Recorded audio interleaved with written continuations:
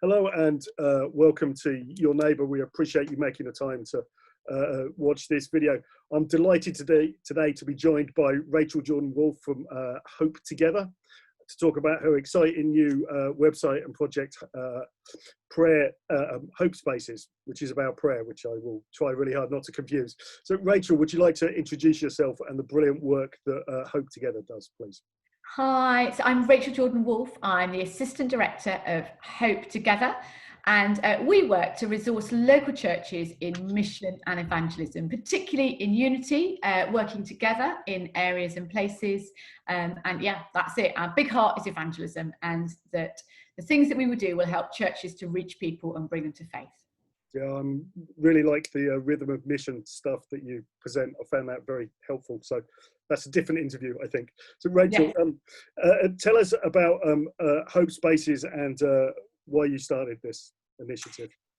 So we did some research way back now in 2015 called Talking Jesus, and we were looking at what people outside the church thought about us, the church, what they thought about Christians, so that might shape better our practice when reaching out to people.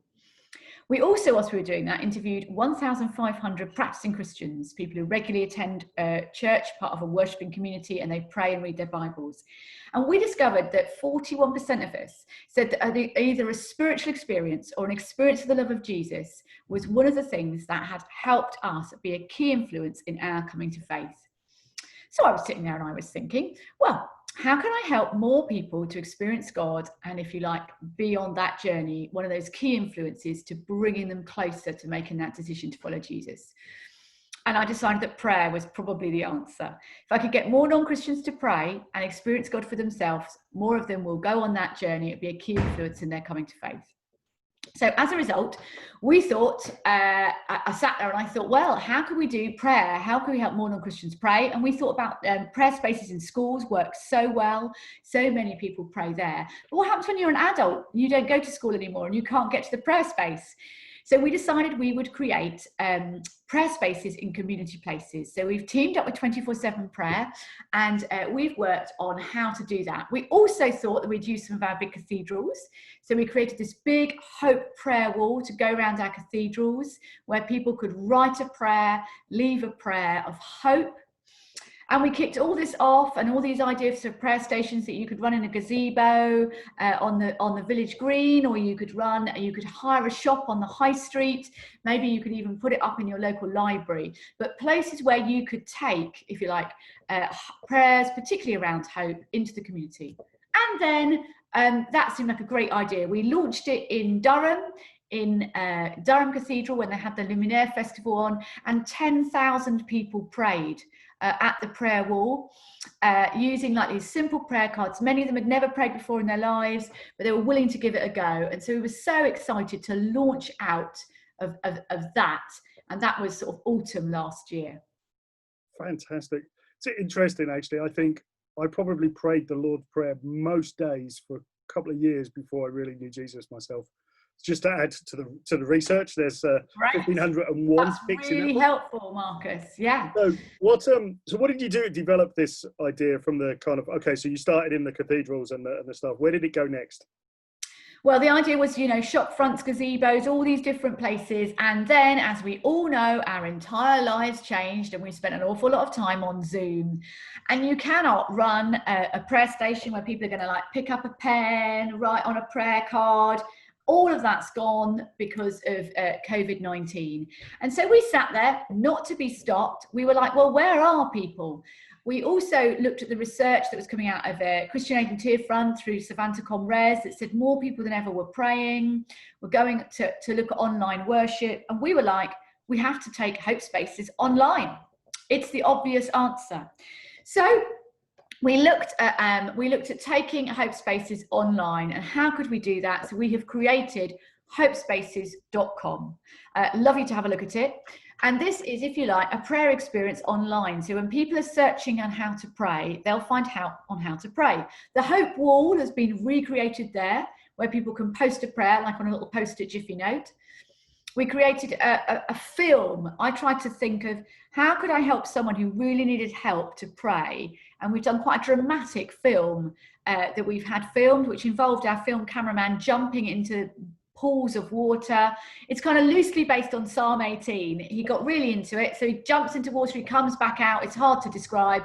You need to go on there and watch it. It's in the help section. And so people can go there. They can pray for hope, help. They can pray for justice, because obviously that's become a big issue at the moment. For peace, we've got some pieces there around key testimonies of other people who've come to faith. And so people can work through this website. Rest, which we found again is quite a useful thing for people just to be calm in God's presence and to give him that space to experience him for themselves. And then as people go through this, we were like, what do they do at the other end as they go through and find this website? Well, that's where Marcus, you and I had a conversation, isn't it? Yep. Marcus, what have we been chatting about that we thought we could link up with the Hope Spaces website? Well, your neighbour has a national helpline to connect people in need with local churches. So we've teamed up. So our phone number is on your Hope Spaces website. If people ring that, we can help connect them to a local church. So brilliant. And that's what we wanted. So we don't want people just to be left, if you like, hanging in the air. They've gone through some experience. They've begun to ask questions. We want them to be able to find local churches. So they can do that both through the phoning Your Neighbour helpline that's on the website, or going through christianity.org.uk if they're more familiar with chatting online with somebody. But there's two avenues. So we want to link people through the website to the local church. So this isn't a standalone project. And the whole thing of Hope Spaces is to help local churches. So this again will push people back to the local church. We've had some exciting times though, as the restrictions have been lifted on shops. Some of the people who've got high street shops have opened them again as Hope Spaces. And really excitingly, in Bedford, one of the first visitors into the Hope Space was a young woman. She got chatting to one of the young Christian women who'd come to visit the Hope Space. They teamed up. She's been doing Bible studies with her. She's come to faith and wants to get baptized as soon as that's permitted. So that's just been so excited for us to see that the people in Bedford who had the faith to go and get the shop on the high street, some stuff in it, and just be there in a place where people are looking for help and are looking for hope. So we're helping that now with the website launched, you can put up a banner, which is banner with a QR code, so people can come into the Hope Space and they can scan the QR code and be taken to the website where they can still pray. This can happen in, if you are opening your church as a prayer space, you could get one of the banners, pop that in, or use the posters. You could just put it up anywhere, in any space where people have got traffic going through and you think they might be interested to explore spirituality, that kind of language, or pray for help. Then these banners and posters could go up anywhere. If the local library will put them up, in the supermarket, wherever people are, that might help them to see that there is a website where they are being helped to pray. And then we've got that brilliant partnership with Your Neighbour and christianity.org.uk, so that it's all being pushed back to the local church. The local church is the hope of the nations, right?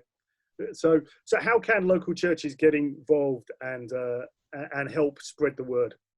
So there's a few things. Obviously, banners and posters are great. Just going online yourself, so going to the Hope Spaces website yourself, clicking on it, playing with it, having an experience, just using it yourself will help push it up the Google ratings. So we actually need every Christian to have to go online. We need us all, if we could post it onto our Facebook sites with an invitation to our non-Christian friends to pray. If you're looking for hope at this time and would like to try prayer, just putting that on our Facebook, on Twitter, on Instagram, so that we're posting that site in as many places as possible for our non-Christian friends to find would be amazing. And then if people are up for it, we would love people, as the restrictions have lifted, to actually think of running a Hope Space in a community place. So getting a gazebo, or if they are opening their church, popping them in there, or if whatever they're doing, to again look online at the Hope Together website to find out more details about how to run a Hope Space. Fantastic. It seems to me that actually it would be easier to open church buildings for the public to come in and pray than it would be to hold a service at the minute. Yes. Yeah. So we could all be open and we all pop up a poster there is a way that people can then, not write their prayers. They can just literally on their mobile, it's mobile phone friendly. They can type in their prayers, and there's a way to do that which avoids the pen. Absolutely. So many people spend their time. So if they find it in your church building, they're then of course more likely to carry on and to go back to it. Brilliant. Fantastic. Such a brilliant idea. And one based on research, which is always ridiculously encouraging, that actually our instincts about how it works is being proved by the numbers. So we'll make sure that the link to the website should be in the blurb for this video that you're reading now. So all that remains is for me to give my immense thanks to Rachel and the team over at Hope Together for all that they do, and her time today to sharing this brilliant idea with us. So the website is hopespaces.org, and please take a look. .com. Apologies, I've got so used to saying yourneighbour.org, which is where I was going next.